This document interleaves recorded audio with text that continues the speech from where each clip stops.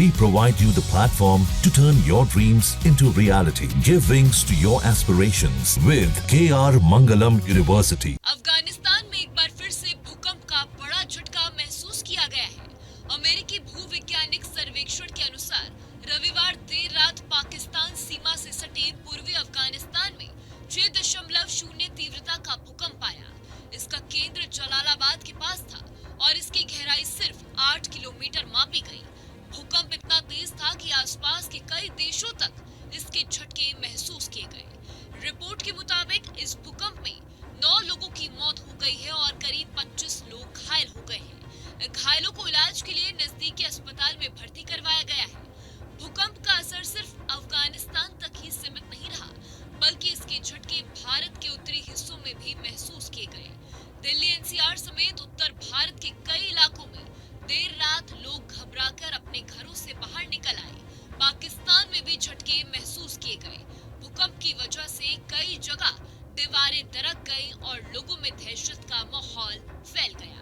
USGS की जानकारी के अनुसार पहले बड़े भूकंप के लगभग 20 मिनट बाद उसी प्रांत में एक और झटका महसूस किया गया। इस बार रिक्टर स्केल पर इसकी तीव्रता 4.5 थी और गहराई 10 किलोमीटर थी। ये दूसरा भूकंप स्थानीय समयानुसार रात 11:47 पर आया। लगातार 2 झटकों ने लोगों की नींदें उड़ा दी और डर का माहौल और ज्यादा बढ़ा दिया। दरअसल अफगानिस्तान भूकंप की दृष्टि से बेहद संवेदनशील इलाकों में से एक है। यहाँ लगभग हर महीने भूकंप आते रहते हैं। बीते 1 महीने के भीतर ही ये 5वां भूकंप है। इससे पहले 27 अगस्त को यहाँ 5.4 तीव्रता, 17 अगस्त को 4.9 तीव्रता, 13 अगस्त को 4.9 तीव्रता और 8 अगस्त को 4.3 तीव्रता का भूकंप आ चुका है। इतनी कम अवधि में बार बार भूकंप आना इस बात का संकेत है कि यहाँ की जमीन लगातार हलचल में है और खतरा बना हुआ है। ये पहली बार नहीं है जब अफगानिस्तान में इतनी बड़ी प्राकृतिक आपदा देखी गई हो। 7 अक्टूबर 2023 में यहाँ 6.3 तीव्रता का भूकंप आया था। इसके झटके इतने भयानक थे कि हजारों लोगों की जानें चली गई थी। तालिबान सरकार ने दावा किया था कि इस आपदा में करीब 4000 लोग मारे गए, जबकि संयुक्त राष्ट्र ने ये संख्या 1500 बताई थी। वह हाल के वर्षों में अफगानिस्तान में आई सबसे घातक प्राकृतिक आपदा थी। भूकंप की तीव्रता को मापने के लिए रिक्टर स्केल का इस्तेमाल किया जाता है। इसे रिक्टर मैग्नीट्यूड टेस्ट स्केल भी कहा जाता है।